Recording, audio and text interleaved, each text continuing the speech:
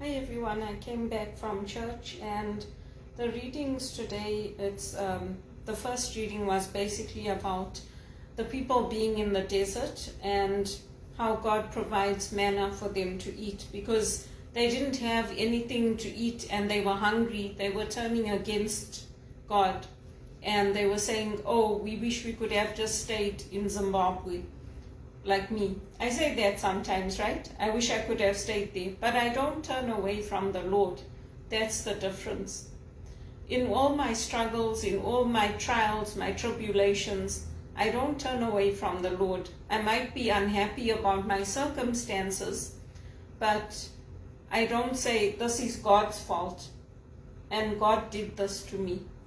So if you read the scripture, it's saying that they started complaining and saying that they didn't have anything to eat.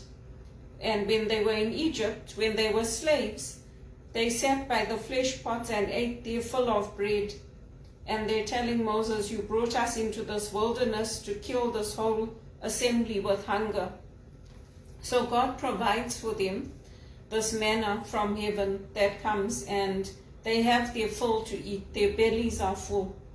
And then in the Psalm, we see that, again, it's this Psalm of the heavenly bread. So it's the food of the angels that the Lord is providing. The clouds opening up and manna coming down from heaven, the bread of heaven.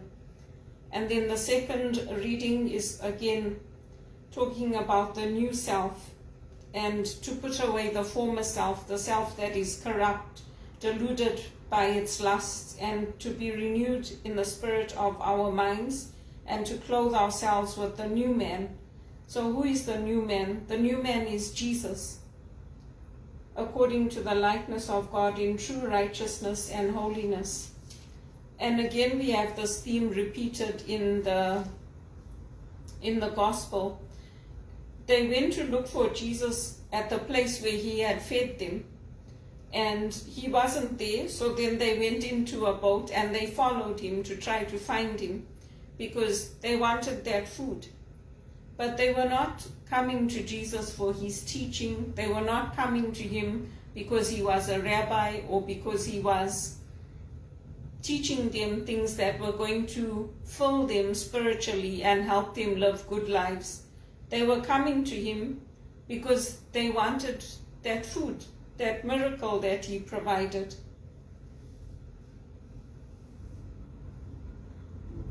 So Jesus is basically telling them that he is the bread of life and that if we hunger and thirst after him, he will fill us up with the right things, the right values, and he will keep us close to him and close to God the Father. Because it says here in the scripture, it says, so they said to him, what sign are you going to give us so that we may see it and believe you? What work are you performing? Our ancestors ate the manna in the wilderness, as it is written. He gave them bread from heaven to eat. So for us as Christians, it's more about having our bellies full and having our needs met. That faith is deeper than that. It's a faith that helps us to cling to the Lord and to cling to his love, to cling to him even in the times of difficulty, and to know that he brings us out of slavery. We might have to go through long suffering, and we might have to go through long periods of not having what we need in our lives, but we don't allow that to break our faith. We don't allow that to make us turn away from the Lord. And when those times come, what I do is when I feel like, okay, my faith is really, this is not going to work, I go for spiritual direction, or I talk to the priests. I join small groups, small faith groups where I can be nourished and I can be supported by other Christians. And that's how I pull through it, because I'm not alone on my journey. I have other people around me. I have other spiritual directors. I have priests, religious, I have the community at church. So it's not just about the food and wine of life. And God has blessed us abundantly.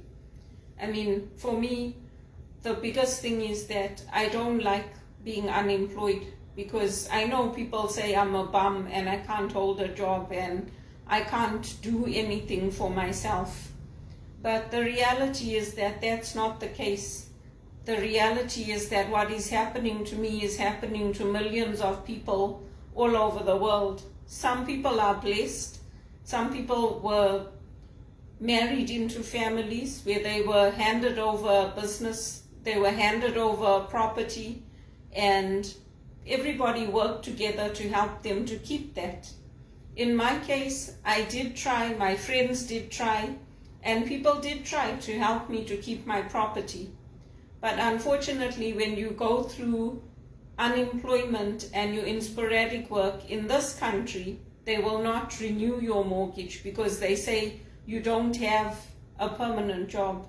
But the reality is that is slavery, because if you are trying to work and all the work that's available is 3 to 6 month contracts, then that's discrimination. Especially like in my case, I kept all my payments up to date. I had my property for 10 years. I didn't just have it for 1 or 2 years. And after 10 years, they wouldn't give me that renewal of the mortgage. And they could have done it if they wanted to. But they said, no, your mortgage ratio and your debt ratio is too high. So I did my best. I tried my best to keep my place, but I couldn't. So we put our faith in God and we thank Him for whatever provision He gives us. It's more than enough. And we try to make ends meet. In my case, I've been in sporadic employment since 2007. I've had low-paid jobs, I've had long-term unemployment, I've had pressure on me. And where do I get my source of love? I get it from God. I don't rely on people.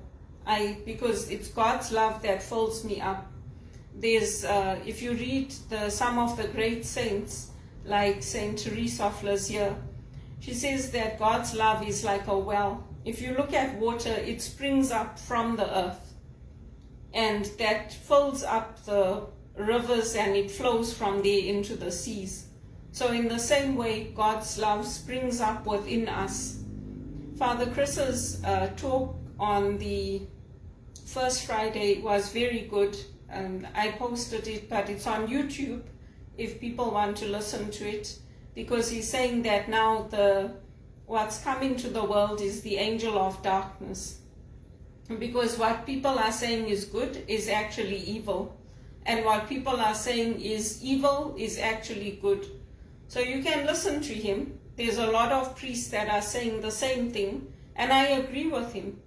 Because if somebody like me, who's educated, who's qualified, who does her work, who's diligent, who's reliable, can't get a good paid job, and other people who are doing money laundering, who are doing all kinds of corrupt things, are succeeding in this life, then there's something wrong with our world.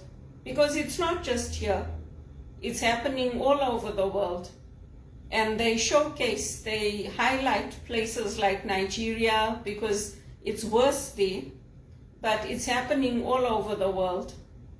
So the priests have said in this time, for us as Catholics, we need to make sure we have a Bible in our homes, and we need to be able to read the scriptures, because the reality is the internet might fail. The same way we had that bug with the Microsoft recently, and everything got affected. The hospitals, the flight plans, everything. Imagine if you're in a plane and the plane suddenly breaks because the IT is not working.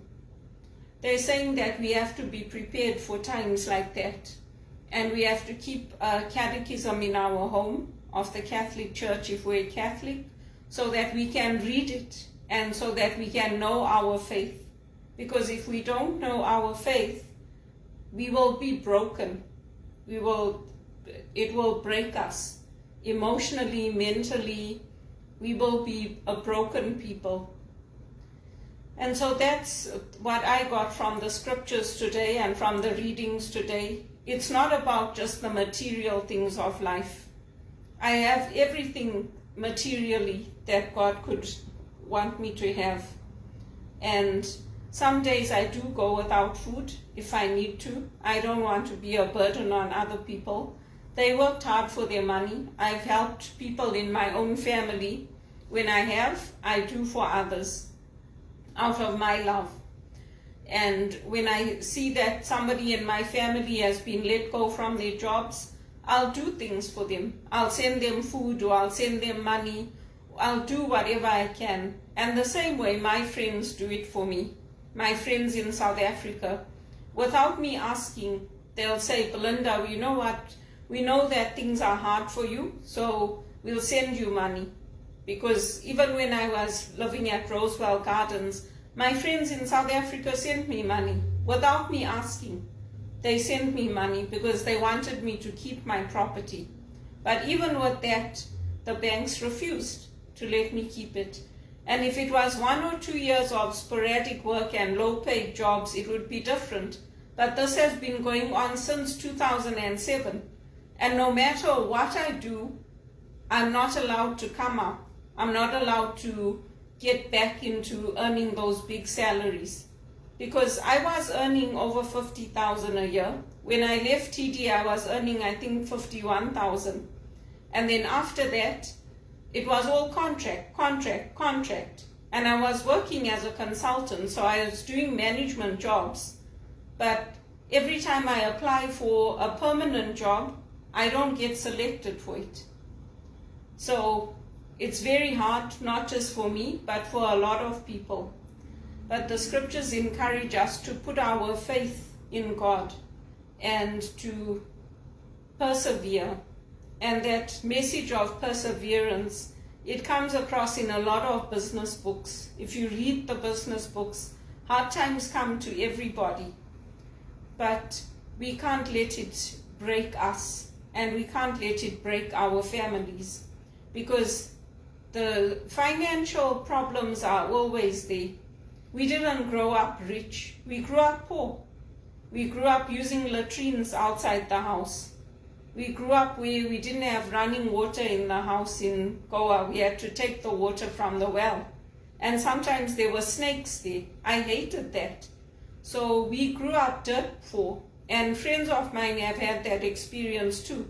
They used to use the cow dung to put that was the floor polish. And then you had to wait for it to cool, and then you had to sleep on that floor. So it was awful. And that's why I mean, for me as a child, all I wanted to do was to go back to Rhodesia. Because even though we were poor in Rhodesia, we had a home. We had a government home that we rented, and we had internal plumbing, we had electricity, we had running water. So I did not want to stay in Goa or in Bombay. I hated the filth.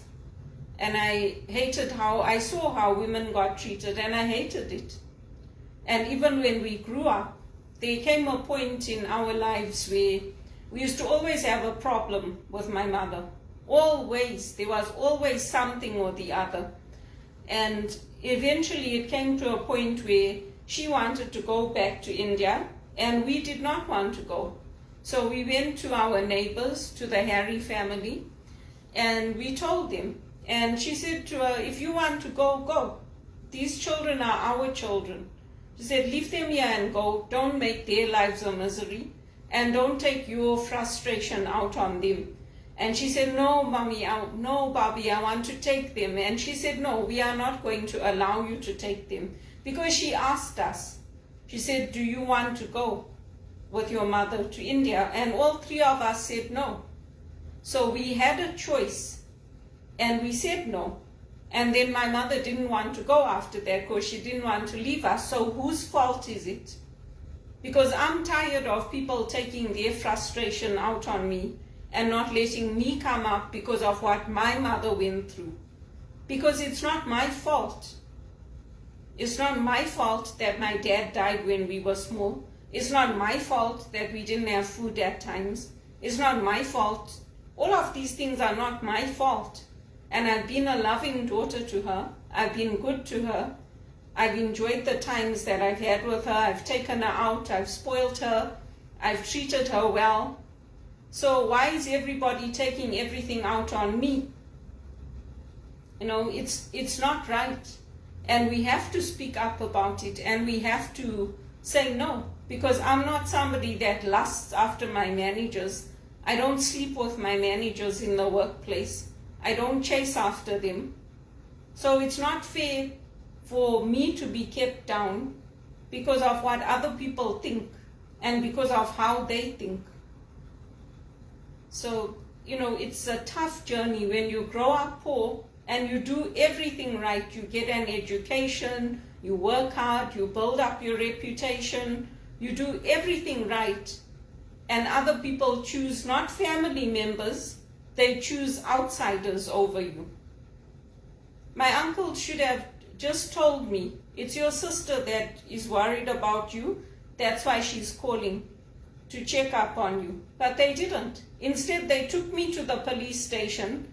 I was embarrassed, I was hurt, and they let the police tell me. And then the police also told me that, oh, they're making arrangements to take you and put you in Sunnybrook. I said, for what? I didn't do anything wrong. And then he just put his head down and he said, I don't want to see you here again. So when the police came here, somebody falsely reported me missing. They said to me, oh, do you want to speak to Constable Summers? I said, no. They said, why? I said, because I don't know who reported me missing. And he already told me that he doesn't want to talk to me again and he doesn't want to see me again. So they're like, oh, but he's a nice man. I said, yeah, I know he's a nice man. He's very nice, but he's given me an order and I'm not going to speak to him again. You can tell him that you came here, you checked up on me, and I'm fine, and we don't know who reported me missing, and you can keep your investigation. Hopefully you find who reported me missing. I mean, it's not fair to me. And it's not a joke, because in this country, there are indigenous women that happens to. They get reported missing, and the next thing you know, they find them dead somewhere, murdered. So it's not a joke. It has happened to many visible minorities in Canada and many of the indigenous women in Canada. So life is not just about eating and drinking and, you know, making sure you have enough clothes and food and all that. Yes, we all need those things. But when I sold my place, I made sure that I got everything I need. I bought lotions and I kept them that I use that are made from natural products. I bought my makeup, I bought bedding, I bought towels, I bought shoes, I bought clothes for work, dress pants and tops and everything. I bought all that and I kept it in the hopes that I would get a good job in a corporate company, in a blue chip company, and a permanent management job. Not all this contract and sporadic work and low paid work. And then we had COVID. So that didn't happen. But through all of that, and even my friends will tell you, you can talk to Bhavna Taylor in England and her husband, their children. You can talk to my cousins in England. You can talk to my friends in South Africa. Through all of that, my foundation is my faith. And that magnificent prayer, the Lord has done great things for me. The Lord has done great things for me. And when I pray, I always ask God to open up the right opportunity for me. The place where I will be respected and treated well and be able to use my gifts and to be able to be fed by God so that whatever I do is good. I was laughing today because that Italian player Italy won the tennis after 100 years. Like, yeah, that's like my life. Sometimes it takes a while. But I persevere in my faith. And, If there's times I need to go hungry, I go hungry. If there's times I need to walk somewhere, I walk. I don't want to be a burden on other people, because that's how people treat me, like, oh, you again. And it's like, you know what, if that's your attitude, don't do it. If you're doing something out of love, it's very different. When I went home to South Africa, my friends were waiting for me at the airport. They couldn't wait for me to come. They were so happy. And the same with them when they came, when my friend came, when Maria came. I treated her well. I took her to Montreal. We had a nice time together. But that's the love that we keep for each other, and that's the faith that we keep. Some of my friends don't go to church, but that doesn't mean they don't believe in Jesus or they don't believe in the practice of praying at home. Some of them don't want to go to the church because of the sex scandals and everything that's happened, and they don't want to. But that doesn't mean that they don't believe. Yes, I encourage them to come, but at the end of the day, they make their own choices. And that's the faith that I keep in Jesus. That's the faith that helps me. It's not about saying, oh Lord, please multiply the loaves again. I don't have food again. It's not about that. But the humiliation I've suffered in this country is always, I get jobs, I do a good job, and then they let me go. Always. And it's the stigma associated with that. Because I'm so good, I do everything right, and then they let me go. And I can't save anything, I can't pay my debtors back. I have many debtors I have to pay back, including in my own family. There's many people who have lent me money. I have to pay that money back. So I'm applying for those top paid positions now because that's my priority. First of all, make sure that my expenses are met, my rent, my internet, my phone, because those are the basics. And then food, but I have to pay them back their money. Because their money is important to them. They worked hard for it. They're happy to help, but they need their money back. So there are worldly things and there are faith things. And even Jesus said that. He told that disciple, take the coin from the fish's mouth and pay the taxes. I also have responsibilities to this country, to other people, to my landlord, to the people who provide my phone service, the people who provide my internet service. I have responsibilities towards them. So I'm hoping and I'm praying that this is going to turn things around for me and that I'll get a good paid job so that I can pay my debtors back. Because it's important. I don't want to go to jail because I can't pay my bills and because I'm behind on my bills. It's important for me to get that good paid job.